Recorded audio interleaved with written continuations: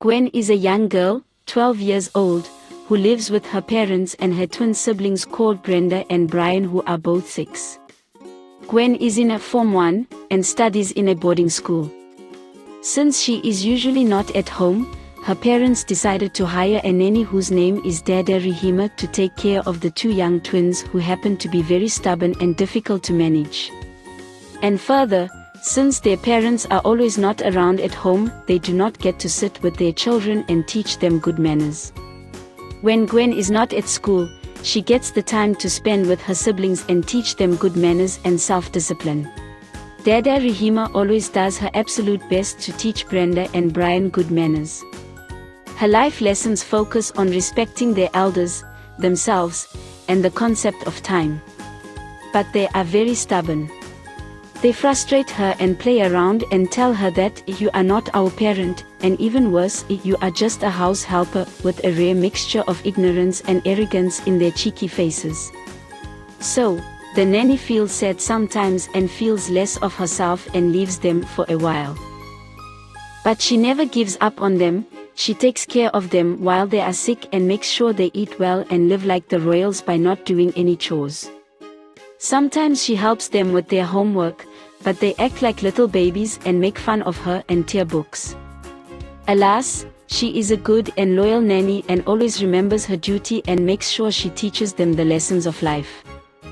On Saturday morning, when Gwen was on a holiday, she woke up early and brushed her teeth. She took a bath and went to visit her siblings in their room. When she reached at their door, she heard noises and asked herself, what are these twins up to? She approached the door and opened it up, finding Dada Rehema sitting on the chair, frustrated, as the twins jumping on their bed, throwing pillows at each other and ripping them apart. Gwen was angry at them and shouted, "Stop what you are doing now, and go clean yourselves up now." They were all startled, yet the twins listened to their sister and hurried up to the bathroom. After they cleaned up and calmed down, they all went to have breakfast, and Gwen, as a big sister, took it upon her as a responsibility to scold them a little and educate them further. And so, she did. She was still mad at them and was giving them an adult eye of wisdom, reminding them that they were in big trouble. She told them that they are about to get hooked, unless they would smarten up.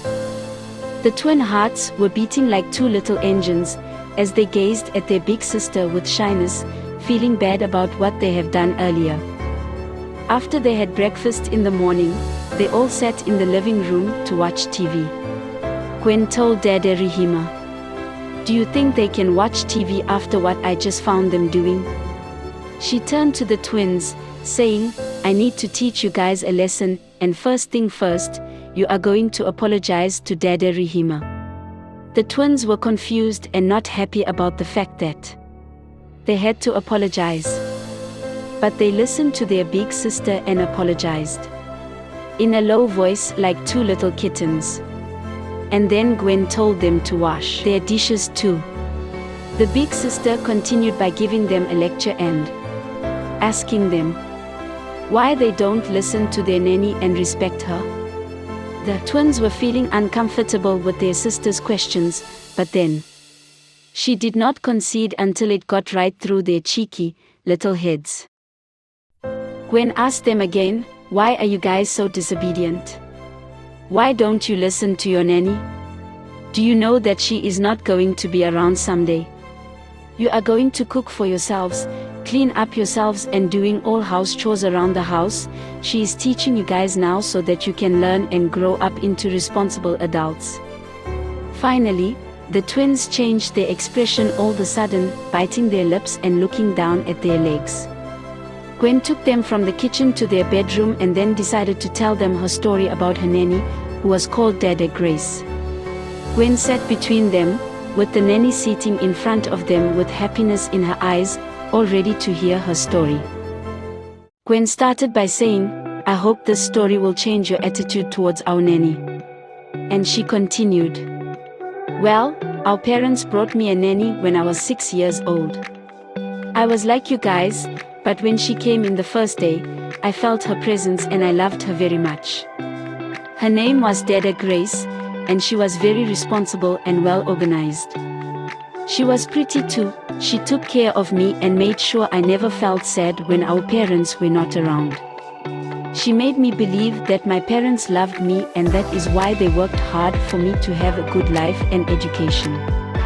She taught me how to take care of my body, how to wash my clothes, and how to do all house chores around the house, and was always helping me with my homework. When I used to prepare myself for school, she had always reminded me to carry my lunchbox and water and pray before I would rush to school, so that I would always remember that there is a great and kind God out there.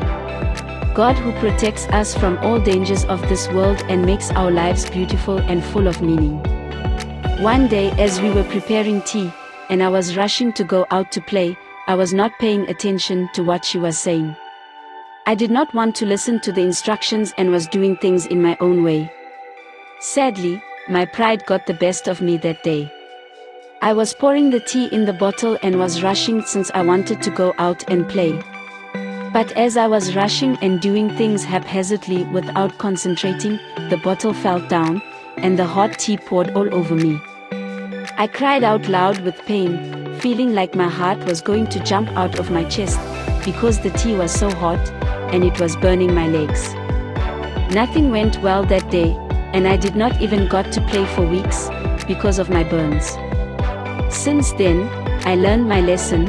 I never wanted to do things my way when elders were trying to teach me something. I started to pay closer attention and attentively listening to the instructions of the elders. I realized that they were given to me because they really knew better than us, the young ones, and actually had the best intentions in their hearts. No matter their age group or status, they all know best as elders, and I promised to myself to learn from my mistakes and be a good girl. But I was comfortable with her presence and could not even imagine that she could ever leave. But, alas, she got married and started her own family, which she had to take care of. I cried for days hoping that she would come back, but she never did. Until today, I still remember her wisdom and her kindness. Today, I am a good girl because she taught me all that I need to know and to act like a responsible sister to you guys. The twins and the nanny were so mesmerized with Gwen's story and got very sympathetic and sweet. They all had tears in their eyes and hugged their nanny and asked her for forgiveness. Gwen jumped on top of them and hugged them too. The twins promised that they would never take their nanny for granted and they would always listen to her, because she knows best.